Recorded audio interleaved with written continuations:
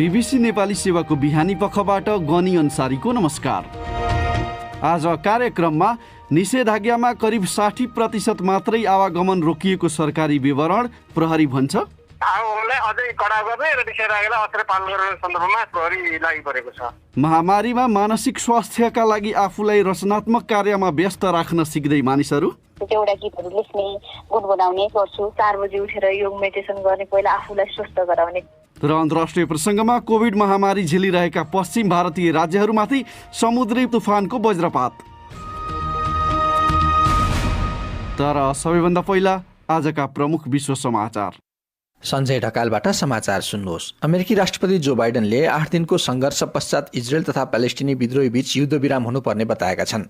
इजरायली प्रधानमन्त्री बेन्जामिन नेतन्याहुसँग फोनमा कुरा गर्दै उनले इजिप्ट तथा अन्य देशहरूसँग मिलेर सङ्घर्ष विरामका निम्ति अमेरिकाले काम गरिरहेको बताए।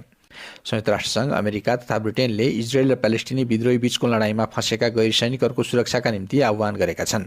गाजामा भग्नावशेषहरूबाट बालबालिकालाई उद्धार गरिएको तथा इजरायलमा मानिसहरू विस्फोटबाट जोगिन आश्रयस्थलतर्फ भागिरहेको दृश्यहरूले अन्तर्राष्ट्रिय जगतमा चिन्ता बढेको छ। लडाईँ दोस्रो सातामा प्रवेश गर्दै गर्दा युद्धविरामको सङ्केत देखा परेको छैन। गाजामा 61 बालबालिका सहित 212 जनाको ज्यान गइसकेको छ भने इजरायलमा 2 बालबालिका सहित 10 जनाको ज्यान गएको छ। गाजामा मारिने अधिकांश विद्रोहीहरू भएको इजरायलले जनाएको छ। गैर सैनिकको नियतवश ज्यान नलिएको उसले बताएको छ। इजरायलको सेनाले भनेको छ लेबननबाट इजरायलतर्फ 6वटा रकेट प्रहार गरिएपछि उसले बदला लिएको छ। ती रकेट लेबननको सीमाभित्रै खसेको उसले बताएको छ। यसबीच प्यालेस्टिनी विद्रोहीहरूले दक्षिण इजरायलमा रकेट प्रहार जारी राख्दै गर्दा इजरायलले पनि हवाई हमला गरिरहेको छ। इजिप्टबाट आएको औषधि सामग्रीको गाजामा ढुवानी गरिएको छ। इजिप्टका एम्बुलेन्सहरूले घाइते प्यालेस्टिनीहरूलाई साइनाई तथा कायरोका अस्पताल लगेका छन्। भारतमा कोभिड महामारीको सङ्कटका माझ पश्चिमी राज्य गुजरातको तटमा अत्यन्त शक्तिशाली भनिएको समुद्री तुफान झन्डै 200 किलोमिटर प्रति घण्टासम्मको वेगमा बज्रिएको छ। तुफानबाट प्रभावित तटीय राज्यहरूमा कम्तीमा 20 जना मानिस मारिएको तथा 2 लाख विस्थापित भएको विवरण आएका छन्। भारतीय नौसेनाले तटभन्दा पर जहाजमा फँसिरहेका सयौं मानिसहरूको उद्धार गर्न 3वटा लडाकु पानीजहाज खटाएको छ। सोमबार अबेर भारतीय मौसम विभागले गुजरातमा उक्त तुफान बज्रिन लागेको बताएको थियो। तुफानको केन्द्रबिन्दु तटसम्म आइपुग्न कैयन घण्टा लागेको थियो। तुफानका कारण कैयन तटीय नगरहरूमा कोभिड खोप वितरण स्थगन गरिएको छ। उक्त क्षेत्रमा आएको यो तुफान सन् 1998 यताकै शक्तिशाली भनिएको छ। यो बीबीसी नेपाली सेवा हो। स्पेनले उत्तर अफ्रिकामा रहेको उसको सुट क्षेत्रमा मोरक्कोबाट ठूलो सङ्ख्यामा आप्रवासी आएपछि सेना खटाएको छ। सोमबार त्यहाँ 5000 आप्रवासी आइपुगेका थिए। मोरक्कोका सुरक्षाकर्मीले तिनलाई रोकेनन्। प्रहरीका अनुसार आप्रवासीको सङ्ख्या अझै बढ्न सक्छ। मोरक्कोसँग सम्बन्ध बिग्रिएका बेला उसले आप्रवासी घुस्न दिएको स्पेनी अधिकारीहरूले आरोप लगाएका छन्। गरिब देशहरूमा आपूर्ति नभएको चिन्ता र चेतावनीका माझ अमेरिकाले विदेशमा कोरोना भाइरस विरुद्ध थप सङ्ख्यामा खोप पठाउने बताएको छ। राष्ट्रपति बाइडेनले अमेरिकामा प्रयोग स्वीकृति मिलेका 2 करोड मात्राको खोप जुनको अन्त्यसम्म बाँडिने बताए। अमेरिकामा प्रयोगमा आइ नसकेको 6 करोड मात्राको आस्ट्राजेनेका खोप बाँडिने यसैको योजनामा यो थप सङ्ख्या हो। संसारभरि भाइरस नियन्त्रणमा नआएसम्म अमेरिका पनि सुरक्षित नहुने राष्ट्रपति बाइडेनले बताए। ती खोपको वितरण कुनै कूटनीतिक स्वार्थवश नगरिने पनि उनले बताए। रुस र चीनमाथि खोप कूटनीति गरेको आरोप लागेका छन्। विश्व स्वास्थ्य सङ्गठनका प्रमुखले राष्ट्रपति बाइडेनको उनकै शब्दमा विश्व स्वास्थ्यप्रतिको प्रतिबद्धताको स्वागत गरेका छन्। र नयाँ अनुसन्धानहरूले विश्वमा कम्तीमा 50 अर्ब चराचुरुङ्गी रहेको तर तिनको सङ्ख्या 430 अर्बसम्म रहेको हुन सक्ने देखाएका छन्। प्रोसिडिङ्स अफ नेसनल एकाडेमी अफ साइन्सेसमा प्रकाशित शोधले पहिलो पटक त्यसरी चराको गणना गर्न खोजेको थियो। त्यसमा चराविदहरूले सँगालेका विवरण समेटिएको छ। सबभन्दा धेरै सङ्ख्यामा भँगेरा रहेको र तिनको सङ्ख्या 1 अर्ब 60 करोड रहेको बताइएको छ। कुनै कुनै प्रजातिका चरा भने 5000 भन्दा कम सङ्ख्यामा रहेको जनाइएको छ। तपाईँ बीबीसी नेपाली सेवा सुनिरहनु भएको छ।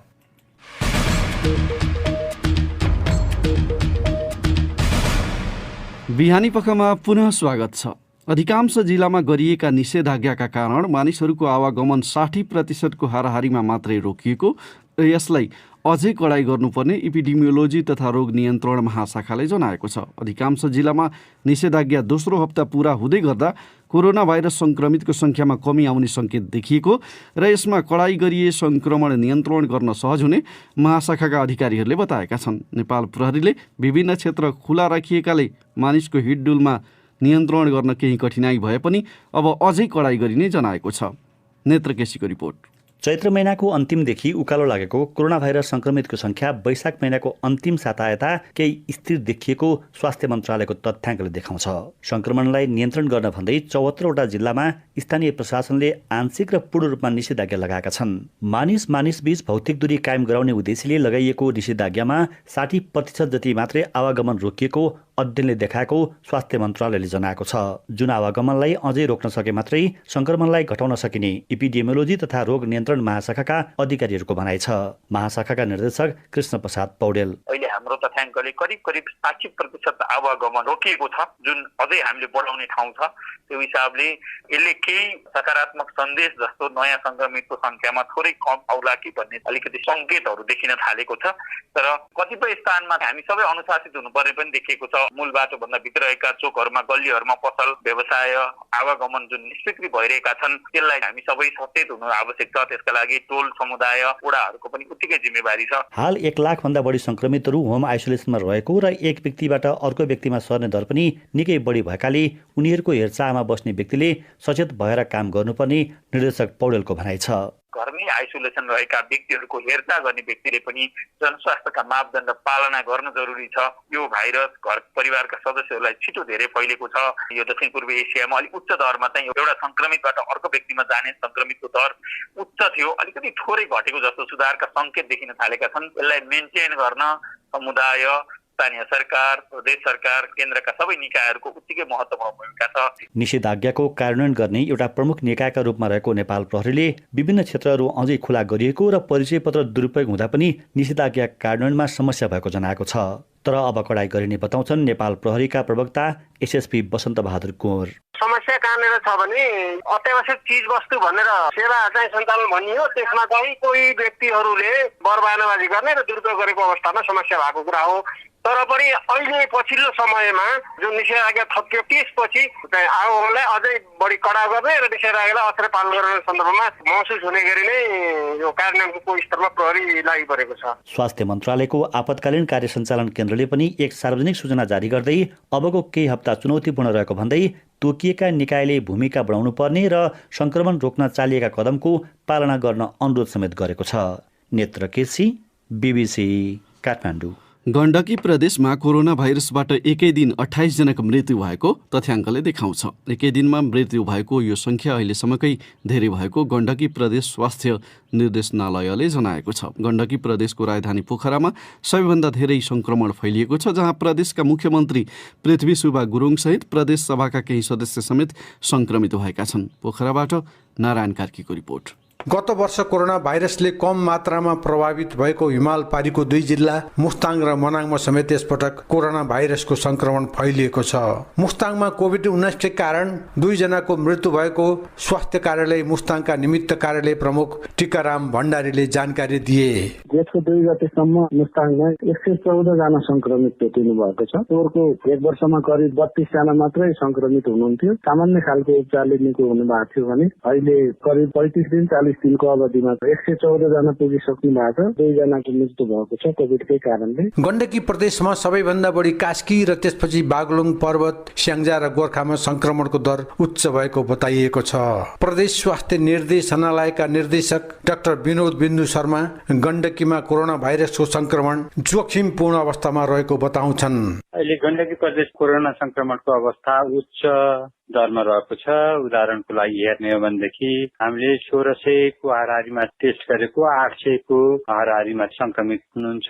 यो खाली संक्रमणको अवस्था मात्रै नभएर दुःखद रूपमा यो अवस्था आउनुमाले खास गरी मानिसहरू जटिल अवस्थामा बिरामी हस्पिटलमा आउने र उपचारको क्रममा उहाँहरूको छोटो समयमै हामीले छिटो कोल्याप्स हुने अवस्था देखिएको छ। कोरोना भाइरसको उपचारमा यतिखेरको सबभन्दा ठूलो चुनौती के हो भन्ने जिज्ञासामा निर्देशक डाक्टर शर्माले भने, अहिलेको सबभन्दा ठूलो चुनौती भनेको अक्सिजन सिलिन्डरको सप्लाई हो। व्यवस्थापन गर्नुपर्ने भनेको हाई फ्लोको अक्सिजनको प्रावधान व्यवस्थित गर्नु हो। कोभिड-19 का संक्रमितहरूको बढी चापले गर्दा पोखरामा रहेका सरकारी र निजी अस्पतालहरूले आफ्नो क्षमताभन्दा बढी बिरामीहरूलाई सेवा दिनुपर्ने अवस्था छ। बागलुङ लगायतका अन्य केही जिल्लामा विवाह तथा अन्य सामाजिक कार्यमा भिडभाडका कारण पनि कोरोना भाइरसको संक्रमण विस्तार भई मानिसहरूको ज्यान जाने घटनाहरू भएको हुँदा निषेधाज्ञालाई थप कडाई र नागरिक स्वयं सचेत भएर स्वास्थ्य सुरक्षा मापदण्ड अपनाउनु पर्नेमा चिकित्सकहरूको जोड छ। नारायण कार्की, BBC, पोखरा। लकडाउनका कारण घरभित्रै बस्नुपर्ने अवस्था सिर्जना भएपछि फुर्सदको समयको सदुपयोग गर्दै कतिपय मानिसले आफूलाई सृजनात्मक कार्यमा व्यस्त राख्दै आएको बताएका छन्। त्यसले समय बिताउन र चिन्ताबाट टाढा रहन समेत मद्दत पुगेको उनीहरूको अनुभव छ। आफूले जानेको काममा व्यस्त रहन मनोचिकित्सकले पनि सुझाव दिने गरेका छन्। जुम्लाबाट कृष्णमाया उपाध्यायको रिपोर्ट। यो समयको सदुपयोग गर्दै आफूले बालबालिका तथा अन्य मानिसहरूको लागि जुम मार्फत योग कक्षा सञ्चालन गर्दै आएको बताउँछिन् जीवन विज्ञानको प्रशिक्षक समेत रहेकी सुर्खेतकी राधा पौडेल। बिहान 4 बजे उठेर योग मेडिटेसन गर्ने, पहिला आफूलाई स्वस्थ गराउने काम। मेरो परिवारमा 4 जना हुन्छ, आमा बुवा मेरो श्रीमान, उहाँलाई पनि गराउने अनि आफूले पनि गर्ने। अनि त्यसपछि बचेको समय अरूको लागि, विद्यार्थीहरूको लागि, युवाहरूको लागि। अघि पछिको समयमा फुर्सद नहुने भएकाले यो समयको सदुपयोग गर्दै आफूले पनि देउडा गीत लेख्ने, गाउने तथा परिवारसँगै मिलेर घरायसी काममा व्यस्त रहने गरेको बताउँछिन् एकजना गायिका समेत रहेकी कालीकोटकी मनु अधिकारी। घरायसी कामहरूलाई सकाइसकेपछि समय सदुपयोगको लागि गजलहरू पनि लेख्ने गर्छु, देउडा गीतहरू लेख्ने, गुनगुनाउने, त्यस्तो चाहिँ अहिले पनि गर्छु। यस्तै लकडाउनको यो समयलाई सदुपयोग गर्नको लागि आफूले पनि कर्णाली र सिजा उपत्यकाको विषयलाई समेटेर पुस्तक लेख्दै गरेको छु भन्छन् जुम्लाका एकजना साहित्यकार खडानन्द चौलागाई। सिंहमा थुप्रै कुराहरू भएको हुनाले यही पिरियडमा सिंहको बारेमा लेख्दाखेरि उपयुक्त हुन्छ कि भनेर मैले गजलले सुरु गरेर अहिले त्यसले परिपूर्णता पाउँछ होला। कोरोना भाइरस महामारीको दोस्रो लहरको क्रममा विश्वभरिका मानिसहरू संक्रमित हुने र कतिपयले जीवन समेत गुमाउनु पर्ने अवस्था सृजना भएपछि नेपालमा पनि यसबाट बच्नको लागि अति आवश्यक बाहेक अन्य समयमा घरभित्रै बस्नुपर्ने भएकाले मानिसहरू फुर्सदमा बस्दा विभिन्न किसिमका नकारात्मक कुराहरूले मानसिक समस्या हुन सक्ने भएकाले स्वस्थ रहनको लागि आफूले जे जानेको छ त्यस्तै सृजनात्मक कार्यमा व्यस्त राख्नुपर्ने बताउँछिन् मनोविद प्राध्यापक डाक्टर गंगा पाठक। केही नभए पनि तपाईँको दराजको लुगा भुइँमा झारेर पट्काएर राख्नु भने पनि दिमाग त्यहाँ नै अल्झिन्छ। त्यसले गर्दा नेगेटिभ कुरा चाहिँ हाम्रो दिमागमा आउँदैन हेर्नुहोस् है त। मानिसले आफूलाई जुनसुकै काममा भए पनि व्यस्त राख्न सक्यो भने शरीरलाई पनि स्वस्थ राख्न मद्दत पुग्ने भएको कतिपय मानिसहरूले बताउँदै आएका छन्। कृष्णमाया उपाध्याय, BBC जुम्ला। बिहानी पखमा नेपाल बाहिरको एउटा विषय। भारतमा कोभिड महामारीको सङ्कट झेलिरहेका पश्चिमी राज्यहरूमा शक्तिशाली समुद्री तुफानको प्रकोप आइपरेको छ। अत्यन्त शक्तिशाली भनिएको समुद्री तुफान भारतको पश्चिमी राज्य गुजरातको तटमा झण्डै 200 किलोमिटर प्रति घण्टासम्मको वेगमा टक्राएको छ। कम्तीमा 20 जनाको ज्यान गएको छ र 2 लाख विस्थापित भएको विवरण आएका छन्। BBC विवरणमा आधारित रिपोर्ट सुनौ सञ्जय ढकालबाट। आइतबार सङ्घर्ष सुरु भए यताकै सबभन्दा घातक दिन रह्यो। मध्यरात पश्चात इजरायली हवाई हमलामा गाजाको व्यस्त सडक परेको थियो। त्यहाँ 3 भवन भत्कँदा दर्जनौंको ज्यान गएको थियो। हमासले राति नै दक्षिण इजरायलतर्फ कैयन रकेट प्रहार गरेको थियो। दिउँसो पनि हमला जारी रह्यो। 10 लाख इजरायलीहरू हमलाको साइरन बज्नासाथ घरको सुरक्षित कोठातिर दौडिएका थिए। प्यालेस्टिनीहरूले पनि सावधानी अपनाउने कोसिस गरे, तर सघन बसोबास भएको गाजापट्टीमा धेरैसँग अन्त जाने विकल्प थिएन। रियाद एस्कन्तुनाले रोइटर्स समाचार संस्थालाई बताए अनुसार उनले छोरीहरूलाई घरको सबभन्दा सुरक्षित ठानिएको कोठामा सुत्न पठाएका थिए, तर केवल एक 6 वर्षीय छोरी मात्र बाँचिन्। उनको पत्नी तथा 3 छोरीको ज्यान गयो। गाजाका अधिकारीहरूले भनेका छन् पछिल्ला इजरायली हवाई हमलामा परि 16 महिला अनि 10 बालबालिका सहित 42 जनाको ज्यान गएको छ। गत सोमबार यता इजरायलमा रकेट हमलाहरूमा परि 10 जनाको ज्यान गएको इजरायलले बताएको छ। हालसम्म गाजामा कुल 197 जनाको ज्यान गएको छ, जसमा 58 बालबालिका तथा 34 महिला छन्। 1200 जनाभन्दा धेरै घाइते भएको हमास नियन्त्रित स्वास्थ्य मन्त्रालयले जनाएको छ।